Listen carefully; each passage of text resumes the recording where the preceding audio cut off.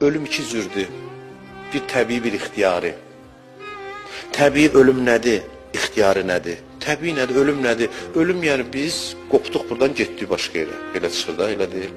Bədənimiz qaldı, qopduq da buradan. Hə? İxtiyari ölüm nədir? İxtiyari ölüm bu deməkdir ki, insan öləndə ki nələrdən qopur, nəfəs alalı o şeydən qopsun. Buna deyirlər ixtiyari ölüm. Axırda nədən qopacaqsan, hər şeydən indidən qop. Buna ixtiyari ölüm deyirlər. Özün könüllü qop. Zorla qopmayacaqsan, könüllü qop.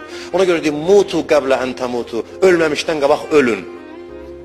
Ölməmişdən qabaq ölüm bu mənadadır ki, yəni sən hər şeydən ki ölüm səni qopardacaq, indidən qop, artıq sən hazırsan. Bir dənə biyoloji ölüm lazımdır ki, sənə aparsın. Ona ki, ağrısız, quş kimi ruh uçur pərvaz edir. Çünki artıq qopub da. Bunu nədənsə dartıb qopartmır ölüm. Çünki bu dirikən artıq qopub. Can verəndə nələrdən ayrılacaqsan? Onlardan qop. Sən üçün, bax, biz üçün nə mühüm olsun? Can verəndə sənə nə mühüm olacaq? O şeylər indidən sən üçün mühüm olsun.